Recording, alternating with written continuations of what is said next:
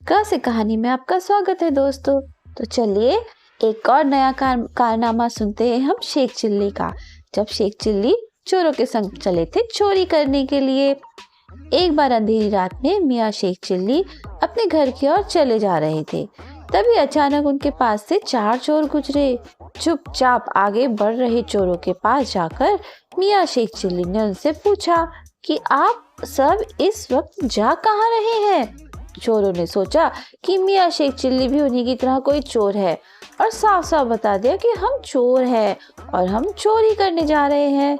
मियाँ शेख चिल्ली को ख्याल आया कि इन लोगों के साथ चला जाता हूँ, कुछ नया सीखने को मिलेगा। यही सोचकर उन्होंने चोरों को कहा कि मुझे भी अपने साथ ले चलो। पहले तो चोरों ने मियाँ शेख चिल्ली को मना कर दिया, पर बार बार मिन्नतें करने पर उन्होंने उन्हें भी साथ ले लिया। चोरों ने एक रिहायशी इलाके में बने आलीशान मकान में चोरी करने का फैसला किया, जिसमें एक अकेली बुढ़िया रहती थी। और फिर चारों घर के अंदर घुस गए और उनके पीछे पीछे मियाँ शेख चिल्ली भी हो लिए। चोरों ने उन्हें हिदायत दी थी कि जैसे हम कहें वैसा ही करना और हमेशा चुप रहना। घर के अंदर जाते ही चारों चोरों ने पैसे और गहने और अन्य सभी कीमती चीजें चुरा ली। मियाँ शेख चिल्ली की यह पहली चोरी थी और वो काफी उत्साहित थे। उन्होंने सोचा कि चलो मैं भी घर में कुछ कीमती सामान ढूंढता हूँ और चोरों का हाथ बटाता हूँ। खोज करते करते मियाँ शेख चिल्ली घर के रसोई घर पर जा पहुंचे। वहां से खीर पकने की खुशबू आ रही थी। मियाँ शेख चिल्ली के मुंह में पानी आ गया। चोरी का ख्याल उनके दिमाग से अब दूर हो चुका था। अब उन्हें किसी भी कीमत पर वह पक रही खीर खानी थी। मियाँ शेख चिल्ली दबे पांव चूल्हे के पास पहुंचे तो उन्होंने देखा कि वहीं पास में एक बुढ़िया कुर्सी पर बैठी थी, जो शायद खीर पकाते पकाते सो गई थी। खीर के ख्यालों में खोए मियाँ शेख चिल्ली भूल ही गए कि वो एक चोर है और उन्होंने फटाफट एक प्लेट में खीर निकाली और मजे से खाने लगे। वो खा ही रहे थे कि तभी अचानक कुर्सी पर सो रही बुढ़िया का हाथ सीधा होकर कुर्सी से बाहर की ओर लहरा गया। मियाँ शेख चिल्ली को लगा कि बेचारी बुढ़िया भूखी होगी, इसलिए हाथ बढ़ाकर खीर मांग रही है। इसी नेक सोच के साथ उन्होंने पतीले से एक प्याला खीर भर बुढ़िया के हाथ में रख दिया। गरम गरम खीर के प्याले की तपन से सो रही बुढ़िया तिलमिलाकर उठी और जोर जोर से चिल्लाने लगी। चिल्लम चिल्ली होने पर आस पड़ोस के लोग जमा हो गए। मियाँ शेख चिल्ली और चोर बाहर नहीं भाग सकते थे, सो घर में ही इधर उधर छुप गए। जल्दी ही एक चोर पकड़ा गया। लोग उसे मार मार कर सवाल जवाब कर रहे थे। तू यहाँ क्यों आया था? ऊपर वाला जाने। तूने क्या क्या चुराया? फिर वो बोला ऊपर वाला जाने। इस तरह लोग कुछ भी पूछते हैं तो चोर यही कहता कि ऊपर वाला यानी अल्लाह जाने। लोगों ने सोचा कि चलो जाने दो, भले चोर हैं लेकिन हर बात में अल्लाह को तो याद करते हैं। लेकिन तभी धड़ाम से आवाज हुई।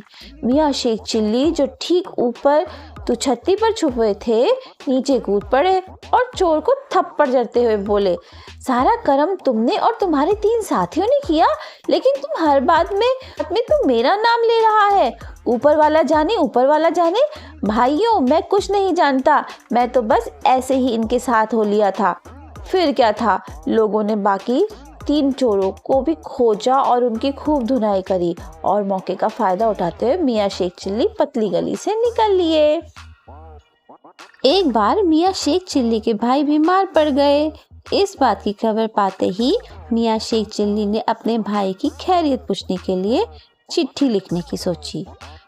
पहले के टाइम पे मोबाइल और डाक व्यवस्था नहीं हुआ करती थी, तो उस टाइम पे लोग एक दूसरे के द्वारा खत भिजवा दिया करते थे।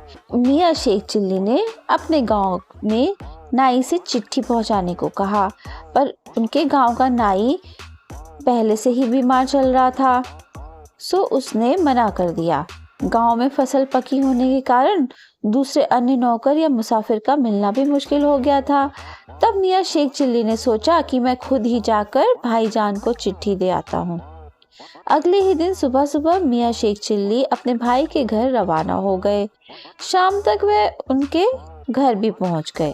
घर का दरवाजा खटखटाने पर उनके बीमार भाई तुरंत बाहर आए। मियाँ शेख चिल्ली ने उन्हें चिट्ठी पकड़ाई और उल्टे पांव वापस अपने गांव की ओर लौटने लगे।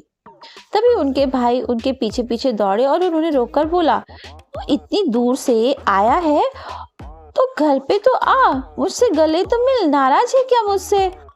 यह बोलकर भाई साहब मियाँ शेख चिल्ली को गले लगाने लगे। तभी मियाँ शेख चिल्ली ने अपने भाई से दूर हटते हुए कहा, "मैं आपसे नाराज बिल्कुल नहीं हूँ, पर यह तो मुझे चिट्ठी पहुंचाने वाला नाई नहीं मिल रहा था, इसलिए आपकी खैर खबर पूछने की चिट्ठी देने मुझे खुद आपके गांव तक यहाँ आना पड़ा।" ये सुनकर तो मुझे भी हंसी आ रही है दोस्तों। मियाँ शेख चिल्ली के भाई ने समझाया कि अब तुम आ ही गए हो तो 2-4 दिन रुक जाओ। इस बात पर मियाँ शेख चिल्ली का पारा चढ़ गया। उन्होंने मुंह टेढ़ा करते हुए कहा, "भाईजान, आप तो अजीब इंसान हैं।